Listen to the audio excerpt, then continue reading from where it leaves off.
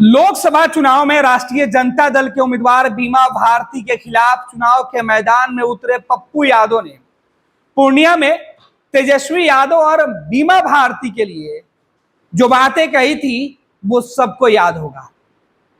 लेकिन सोचिए कि चुनाव खत्म हुआ और जब उपचुनाव की घोषणा हुई तो पप्पू यादव ने कहा कि वो प्रशांत किशोर के साथ मिलकर पूर्णिया में क्या करना है, किसको समर्थन देना है, इस पर विचार करेंगे।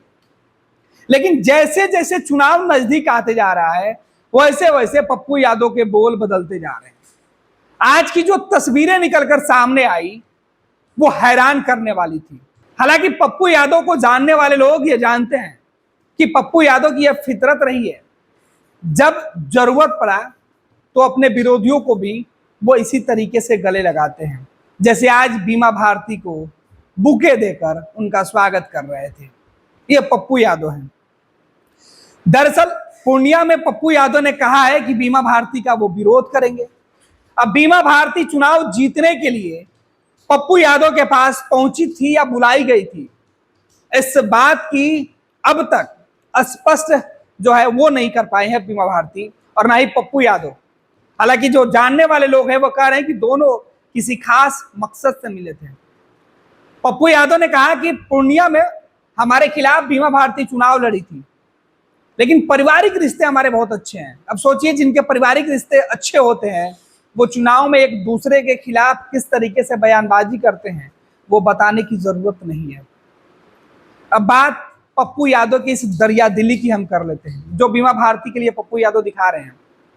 पप्पू कह रहे हैं कि दिल्ली से आला कमान से बात करने के बाद वो फैसला लेंगे कि उनको बीमा भारती को सपोर्ट करना है या विरोध करना है। साहब, दिल्ली में कौन आला कमान के लोग बैठे हैं, जरा आप बता दीजिए।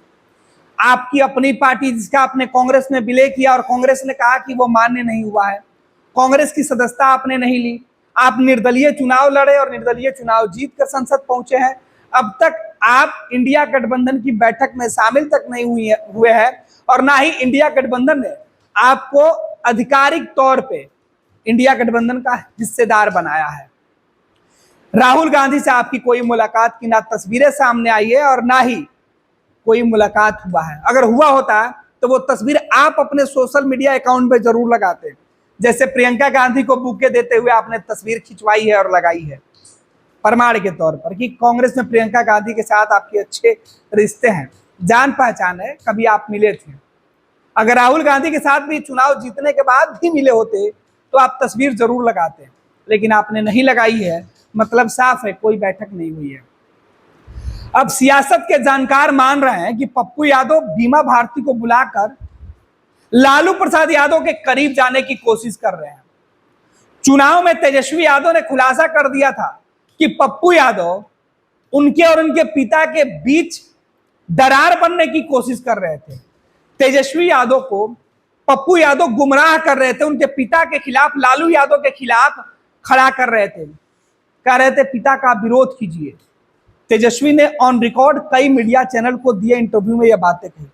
पप्पू इसके बाद सफाई देते रहे। हालांकि पप्पू यादव जिस तरीके से सफाई दे रहे हैं उसके बाद सवाल खड़ा होता है कि क्या जरूरत क्या थी।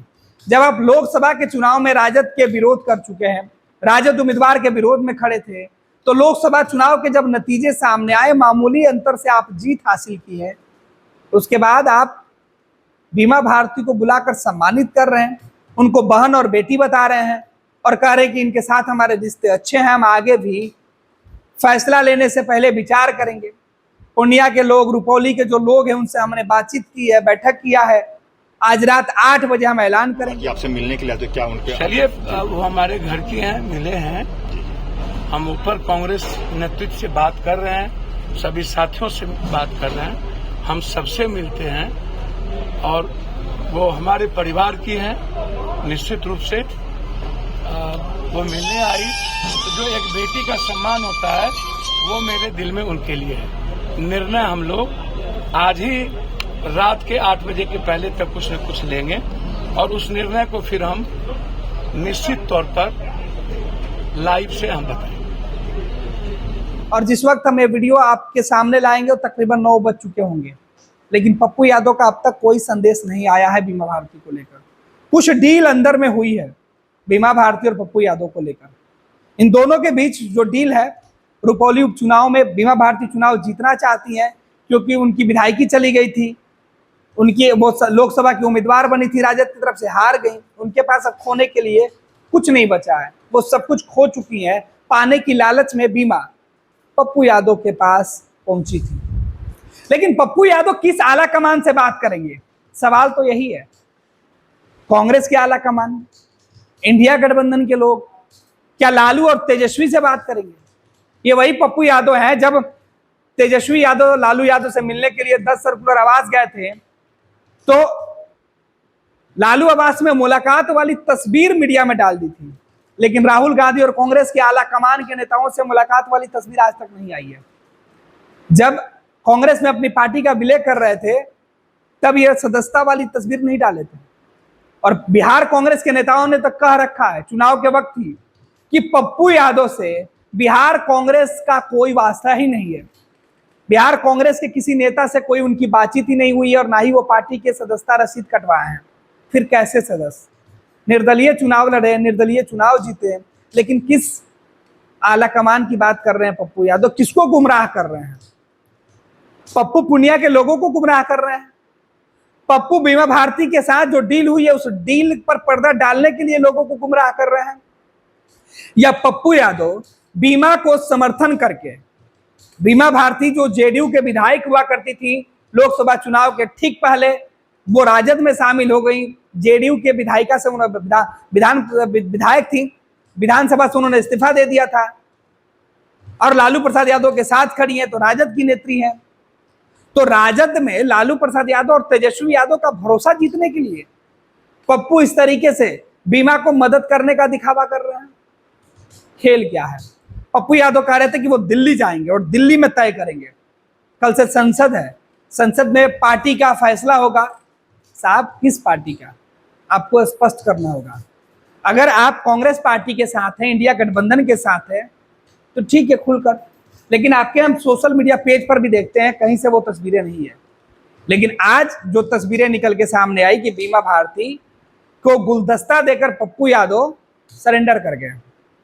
चुनाव में लालू और तेजस्वी को हराने वाले, तेजस्वी और लालू को, राष्ट्रीय जनता दल को सबक सिखाने के कसम खाने वाले पप्पू यादव एक कुछ ही महीनों में, महीना भी नहीं हुआ, मुश्किल से 24-25 दिन ही हुए होंगे रिजल्ट आए हुए, चुनाव के नतीजे आए हुए।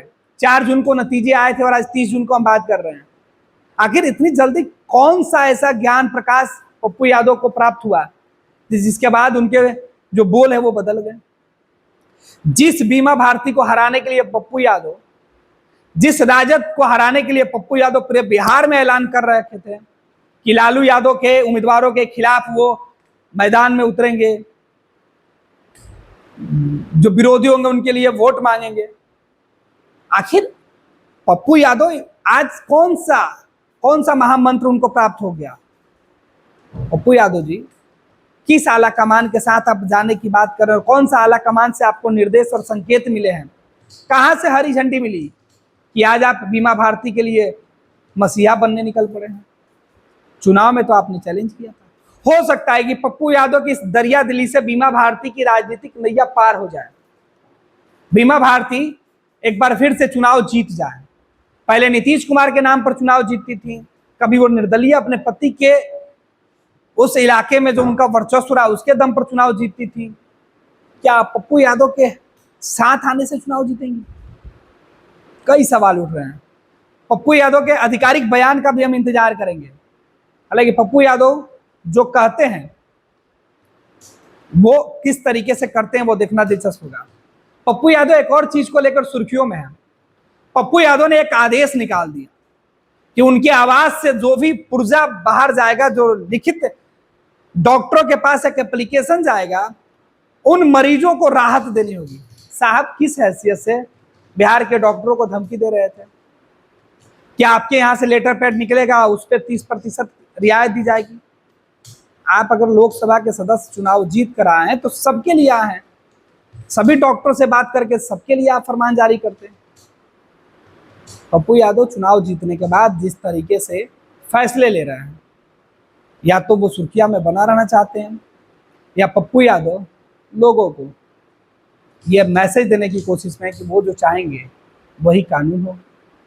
फिलहाल पप्पू यादव का फैसला रुपौली विधानसभा के उपचुनाव पर टिका हुआ है।